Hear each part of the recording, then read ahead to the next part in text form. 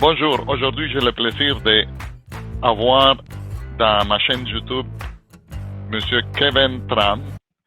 C'est un spécialiste de courtage hypothécaire avec la banque Scotia. Et la raison pour laquelle j'ai invité Kevin aujourd'hui, c'est parce que la banque a un programme c'est un programme de construction, de prêts hypothécaires à la construction. Et Kevin, aujourd'hui, j'aimerais ça que tu puisses nous expliquer en quoi consiste le programme hypothécaire à la construction, à qui ce programme-là s'adresse et qui seraient les meilleures personnes qui pourraient en bénéficier du programme. On va parler aussi de la préqualification et le fait que la personne peut avoir son terrain ou pas. Et pour nous donner un aperçu du programme, j'aimerais ça que tu nous dises comment le programme fonctionne. Est-ce qu'on doit avoir le terrain? Est-ce qu'on peut acheter le terrain? Est-ce que le terrain peut être pris en considération dans le financement? Allez-y, Kevin, donne-nous toutes les lignes de ce programme-là que je pense que est vraiment le programme idéal pour les personnes qui veulent construire leur maison. Parfait. Ben merci Edgar de m'avoir invité sur ta chaîne YouTube, justement. Puis aujourd'hui, on parle d'un programme qui est, je trouve, très, très intéressant parce que c'est quelque chose qui peut attirer beaucoup de monde et que le monde ne sont pas très au courant, en fait. Et puis le plus qu'on est au courant, le plus facile que ça devient et peut-être ça va être un programme qui va devenir un peu plus populaire.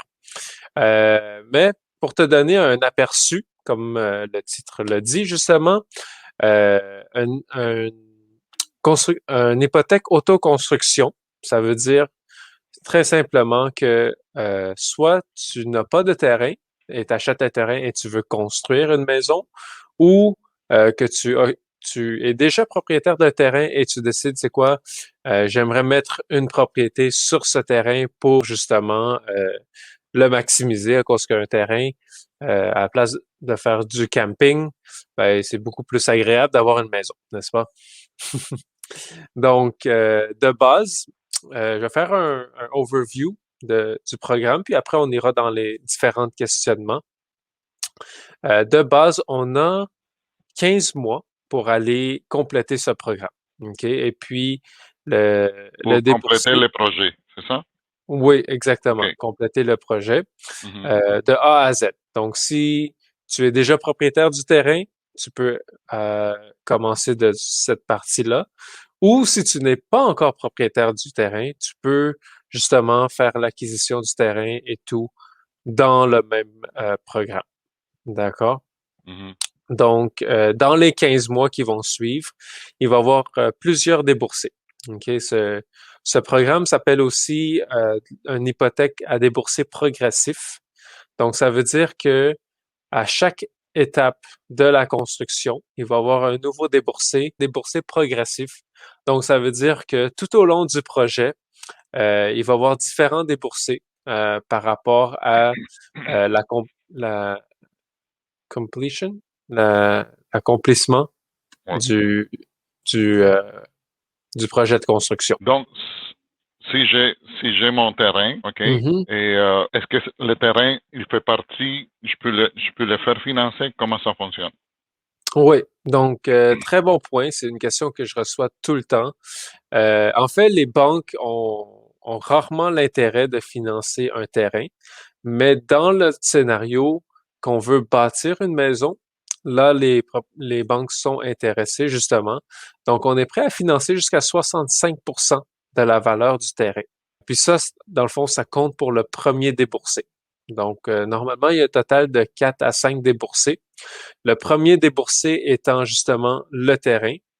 Le deuxième déboursé arrive à 40% de, de la, de la construction.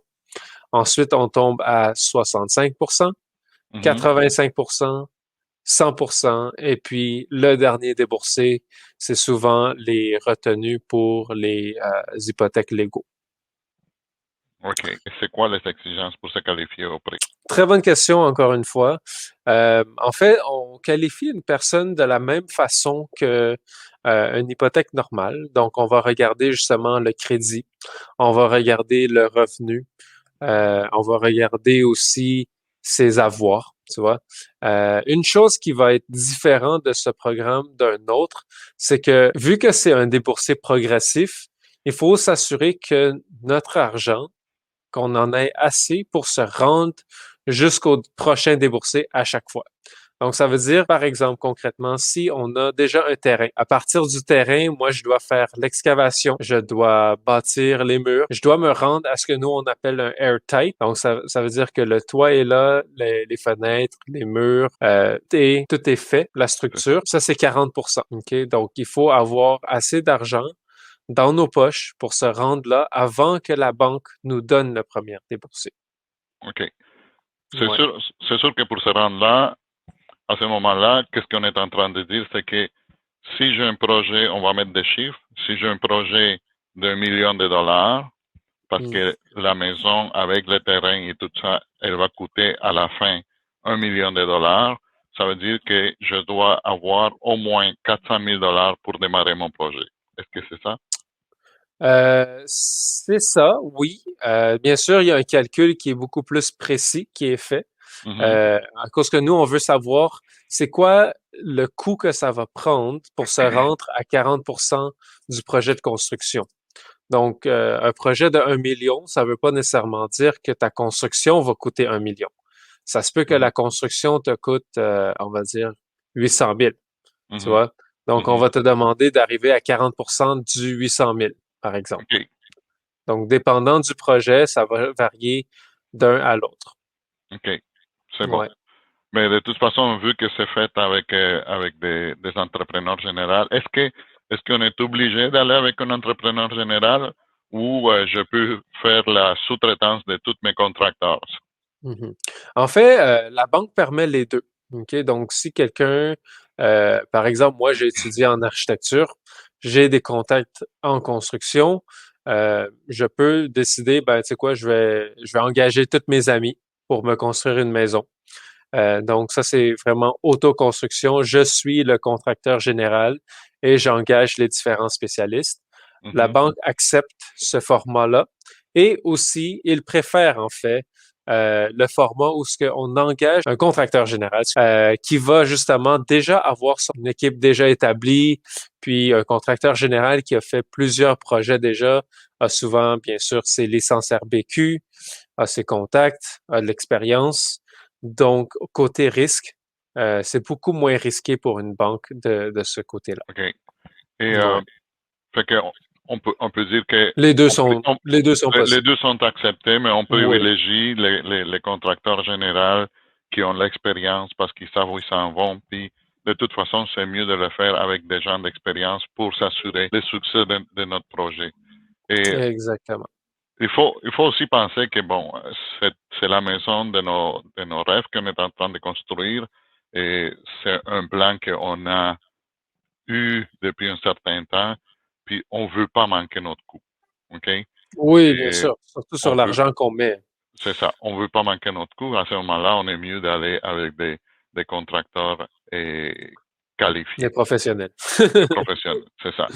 Et Oui. maintenant, dans les calendriers d'avance, qu'est-ce que tu peux me dire dans les calendriers des avances et Oui.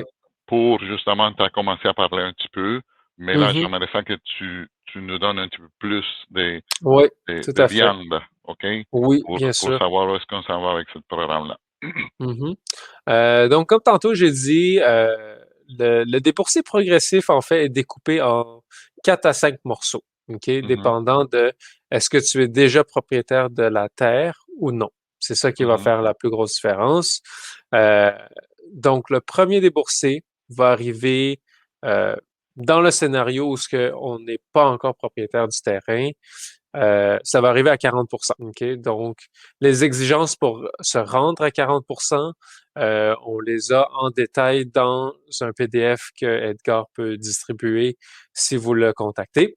Mais sinon, juste pour vous donner une idée simple, en anglais, on appelle ça airtight. Donc, que le toit, les murs, le sol soit fait avec toutes les ouvertures de bien comblées. OK, ça veut dire 40% pour la banque. Mhm. Ensuite, le prochain checkpoint, c'est 65%. 65%, en fait, ça inclut la majorité des systèmes intérieurs de commencer. Disons, ça veut dire le chauffage, l'électricité, la plomberie, tout ça est déjà installé dans la propriété. On parle aussi des murs intérieurs, le gyprock, c'est la base, au moins le squelette, disons. Quand le squelette est dans la propriété, on arrive au 65%. OK? Euh, le prochain, c'est 85%. 85%, ça veut dire vraiment, on a complété tous les systèmes de la maison. Donc, encore une fois, on parle de plomberie, chauffage électrique. Euh, Tout ça doit être fini à ce moment-là. Puis même, on parle de peut-être mettre la cuisine, mettre mettre les comptoirs. Tu sais, on est vraiment rendu à une bonne portion du projet. Et puis, quand on arrive à 100%, ça veut dire que le mur extérieur est fini. OK? Si on a du pavé pour le garage, tout ça, c'est fini. Même plusieurs propriétés, quand on se auto-construit une propriété, on aimerait avoir du paysagement. Donc, ça va inclure le paysagement également. Donc, on arrive au 100%. euh, et à ce moment-là, À ce moment-là, on arrive à la fin du prêt, c'est ça? exactement. Donc, pour finaliser le prêt, il y a un autre 30 jours où il y a une retenue des hypothèques légaux. Si jamais il y en a à payer, on les paye. S'il y en a pas, ben, on débourse. Ici au Québec, c'est 15% qui est redonné au propriétaire euh, du prêt ou de l'immeuble, dans le fond. OK. Et puis, dès que tout ça est fini, dans le fond, on va aller sécuriser vraiment un taux hypothécaire. OK? À cause que tout au long de ce projet, pendant que on est dans le déboursé progressif, en fait, c'est une marge hypothécaire à la place d'une hypothèque qu'on va avoir. Donc, sur une marge hypothécaire, la différence, c'est qu'on paye seulement les intérêts. Donc, on n'a pas besoin de payer le capital. Et puis, on paye seulement la portion qui, euh, qui est déboursée. Donc, par exemple, on reprend notre projet de 1 million. Je commence pas à payer des intérêts à 1 million dès mon premier jour. Tu vois, au premier jour, probablement que j'ai pas encore 1 dollar de déboursé, donc j'ai pas d'intérêt à payer. À partir du premier déboursé, donc 40%, on va dire, comme tu as pris comme scénario 400 000, ben, à 400 000, ben, je vais payer les intérêts pour 400 000 et Mhm. ainsi de suite par rapport au montant qui va être déboursé. OK. Juste pour l'information des gens qui nous écoutent, euh, euh, dans la description de cette vidéo-là, vous allez avoir euh, un lien pour pouvoir télécharger le programme de la banque Scotia, OK, pour pouvoir euh, effectivement le recevoir par email. Et je vous dis immédiatement, ce n'est pas un lien qui va vous amener directement au document, mais c'est un lien qu'on va envoyer aux gens qui nous donnent un email valide pour qu'on puisse l'envoyer de façon complètement gratuite pour la préparation de votre prêt. Suite à l'envoi de cet document-là, c'est sûr que Kevin va essayer de rentrer en contact avec vous justement pour voir vos besoins puis évaluer le projet. Et Kevin, tu m'avais partagé aussi un feuille Excel que vous utilisez pour justement s'asseoir avec les clients puis Mhm. vraiment structurer le projet avec les clients. Et Oui. parle-nous un petit peu de ça pour que les clients sachent que le processus, ce n'est pas un processus qui va se faire, qui va le faire lui tout seul, mais c'est un processus qui va avoir le soutien de tes connaissances dans ce domaine-là. Oui, bien sûr. Donc, pour tout projet autoconstruction, je vais travailler très, très proche avec mes clients. Pas que les autres projet, je travaille pas proche, mais vu que le dossier il est un peu plus complexe, souvent un peu plus de support est nécessaire. Comme tu disais, on a une feuille Excel qui démontre justement à chaque étape combien d'argent on a besoin pour se rendre à la prochaine étape. Et puis, à chaque étape, combien d'argent est déboursé par rapport au plan de construction qu'on a soumis à la banque. Donc, tout ça est très, très bien détaillé. Et puis, bien sûr, une des exigences de la banque, c'est qu'on veut s'assurer que le client a assez d'argent pour se rendre jusqu'à la fin du projet. Parce que la pire des choses qu'on veut, c'est on commence les constructions, puis on réalise, ah ben tu sais quoi, j'ai pas assez d'argent pour me rendre jusqu'à la fin, je peux pas finir ma maison et je suis pris avec une maison à moitié finie, puis j'ai pas assez d'argent pour continuer. Ça serait Mhm, le pire des scénarios. mhm, c'est ça. Ouais. OK. Et bon, on a parlé du calendrier, on a parlé que la marge de crédit qui était utilisée va être transformée en prêt hypothécaire et à Ouais. partir de ça, ben, il y a tous les autres frais qui s'ajoutent, les frais de Mhm. notaire, les frais d'évaluation. Est-ce qu'il y a une évaluation qui va être faite après, une fois que la maison a Oui. été finalisée? Oui, tout à fait. Donc, ben en fait, non. L'évaluation, elle est faite en premier. OK, L'évaluation, dans le fond, la banque va le faire avec les plans. Donc, OK. par rapport à où est-ce que le terrain il est situé, on Mhm, va regarder la grandeur de la maison, la superficie, les éléments qu'il y a. Est-ce qu'on parle d'un double garage, un triple garage, peut-être même un quadruple garage? Je sais pas. C'est vous qui rêvez votre maison comme vous le voulez. mhm. Euh, et puis, dans le fond, c'est ça. Par rapport au plan, puis bien sûr, les matériaux choisis, tout ça, ça peut changer la valeur de la maison. OK. Ouais. Super. Voilà ton email pour que les gens puissent te rejoindre et le numéro de téléphone pour que les gens puissent te rejoindre aussi.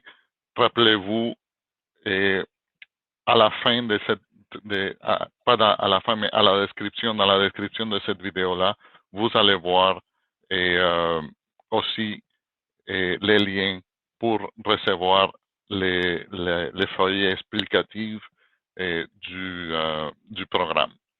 Et pour moi, vous pouvez me rejoindre à Edgar Sanson. Mon nom, c'est Edgar Sanson. Mon numéro de téléphone, c'est 514-821-8408.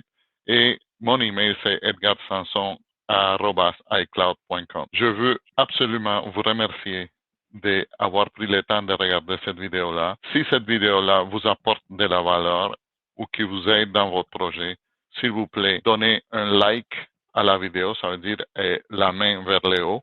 Vous cliquez sur la main vers le haut. Et aussi, vous pouvez vous souscrire, faire une souscription sur la chaîne YouTube pour recevoir justement toutes les vidéos qui vont venir à propos de l'immobilier à Montréal. Sur ça, je vous dis un grand merci. J'apprécie énormément le temps que vous avez pris avec nous pour regarder cette vidéo-là et j'espère que cette vidéo-là a été vraiment une aide énorme pour vous. Donnez-moi vos commentaires en bas si cette vidéo-là vous a aidé. Et si elle vous a aidé, s'il vous plaît, partagez-les avec quelqu'un de votre famille ou vos amis qui cherchent à construire une maison. Sur ça, je vous dis encore une fois, merci pour avoir passé ce temps-là avec nous. Ciao et aux prochaines vidéos. Ciao, ciao.